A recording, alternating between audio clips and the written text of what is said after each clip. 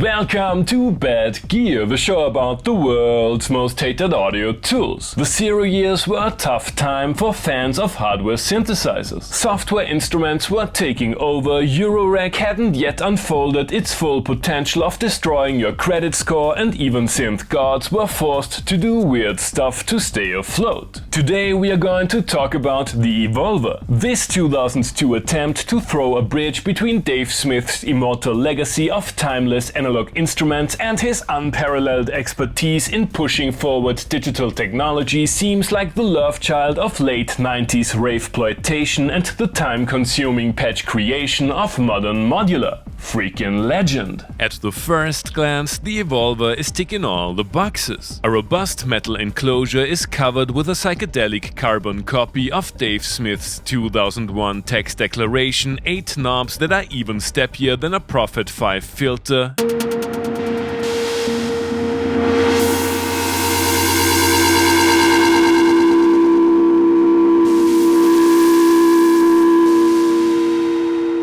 and a 3-character display for the hieroglyphics of music technology. To the uninitiated, the hybrid synth presents itself as a book with 7 seals. Many of its sounds are harsh, ultra-distorted concoctions,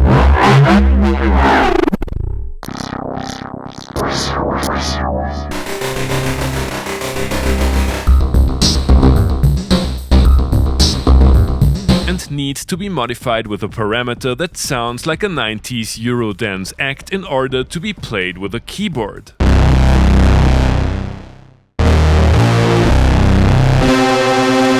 However, the backbone of the engine are 2 rather conservative analog oscillators. They are almost unsettlingly stable, offer standard waveforms, including pulses of variable width and sync. You can loosen them up a bit with Oscillator Slop. Oscillators 3 and 4 are digital with 12-bit waves reminiscent of the Prophet VS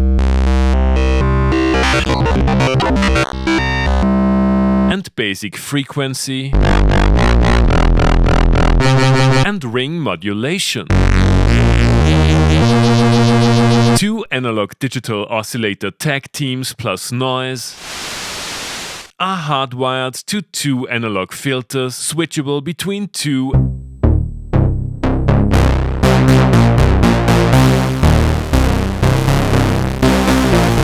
and 4-pole modes.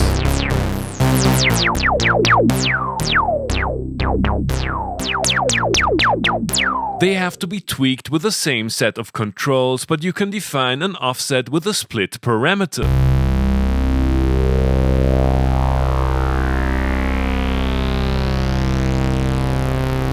The natural habitat of this setup is true stereo, which is awesome, enough to keep you busy for days, and still it is only a fraction of what the Evolver is capable of. While 3 ADSR envelopes and 4 LFOs are quite generous, the core engine of the synth is entangled in a web of ruthless digital sound manipulation, most probably inspired by the Master's collection of exquisite spirits. Tuned feedback,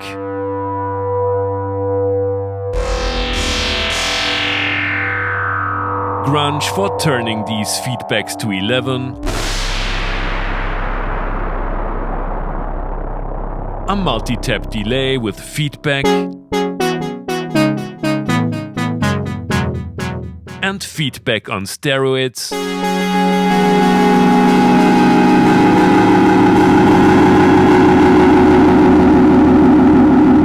distortion with a noise gate,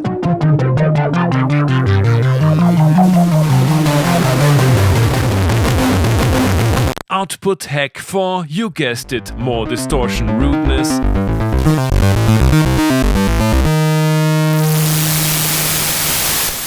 a digital high-pass filter, and a few useful panning modes. This array of sound destruction tools is not only not for the faint of heart, it also comes at a price. The analog elements of the engine have to pass through further Sequential ADDA converters, which will definitely irritate purists. If this isn't a deal breaker for you, the machine rewards you with even more modulation possibilities, namely 4 general-purpose modulators, which are basically patch cables in a box.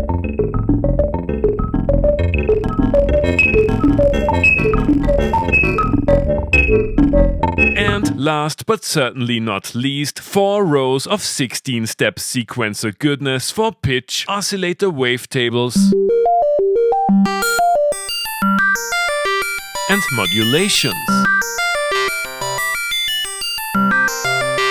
The large selection of modulation destinations doesn't include wavetable position. Bummer. This evil funhouse of sound design can be used for the aforementioned sonic brutalities, classic synth tones,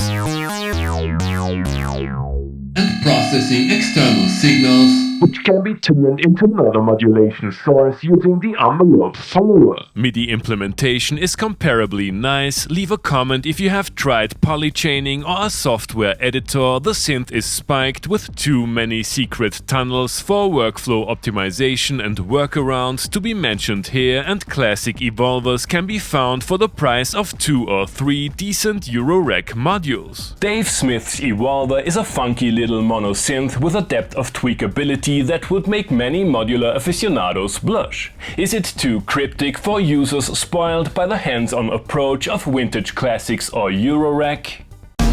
You have already heard the Evolver in today's intro tune. There was no need to add a distortion pedal. I wanna know if the synth is capable of single-handedly carrying a techno arrangement.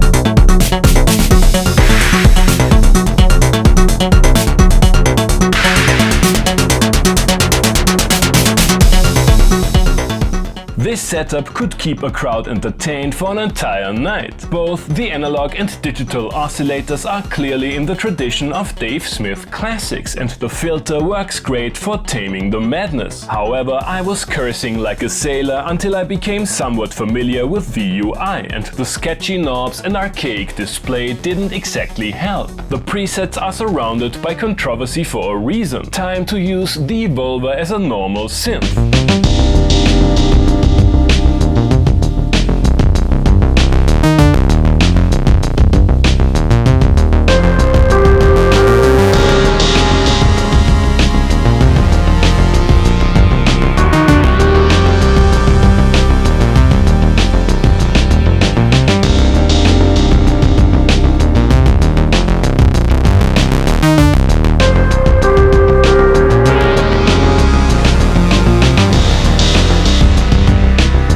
That a lot. It took me a while to turn off all the features that make the Evolver so unique, but the core sound is nothing to be ashamed of. Let's combine these two sides of the instrument and use it as a bus effect on some 707 drums in Why Do These 80s Animes Fit the Finale Every Single Time #AMV DarkSynth RetroFunk.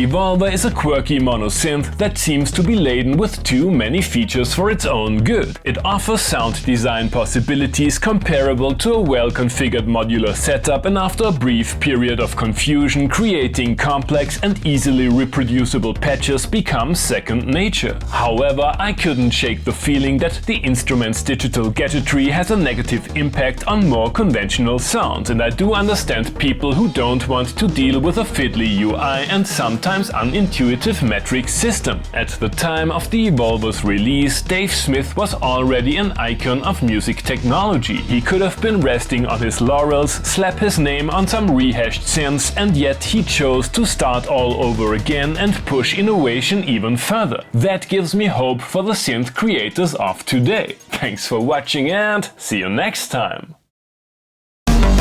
Hey guys, I hope you enjoyed the episode. Feel free to like, subscribe, become a patron and leave a comment what other kind of gear you would like to see and hear on the show.